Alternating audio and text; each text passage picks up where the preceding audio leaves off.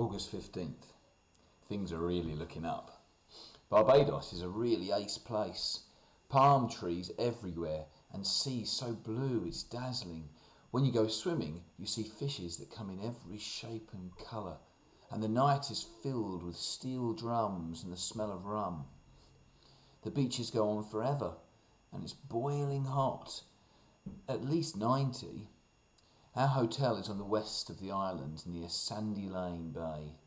It's a small and modern, but right on the beach and friendly. And there are other boys my age staying here, so I'm not going to be on my own. Anyway, N&S have more or less forgotten me, which suits me fine. Sarah has spent the last 2 days beside the pool, under a big sun umbrella, reading the latest Stephen King. Nigel doesn't like Stephen King. He gave us a long lecture over dinner about how horror stories are unhealthy and pander to people's basest instincts, whatever that means. Anyway, he banned Goosebumps from his school.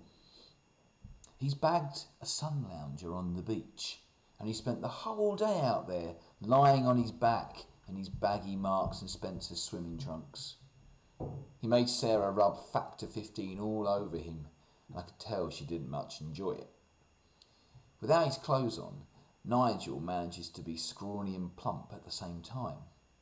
He has no muscles at all, and his little pot belly hangs over the waistband of his trunks. He has a thin coating of ginger hair. I suppose he must have been ginger before he went bald. I watched Sarah sliding her hand over his chest and shoulders, spreading the oil, and I could see the look on her face. It was as if she was trying not to be sick. While she read and he sunbathed, I went out with Cassian, who's 13 and who's here with his family for 2 weeks. They come from Crouch End, which isn't too far from where I live. We went swimming and snorkelling. Then we played tennis on the hotel court. Cassian's going to ask his mum and dad if we can hire a jet ski tomorrow, but he says they'll probably only play for a pedalo. Dinner at the hotel.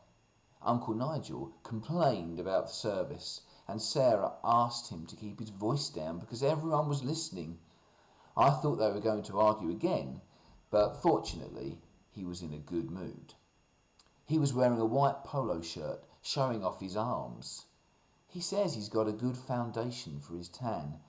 I've noticed that whenever he passes a mirror, he stops and looks at himself in it. He's obviously pleased, although if you ask me, he's looking rather red. He says that tomorrow he's going to move down to Factor 9.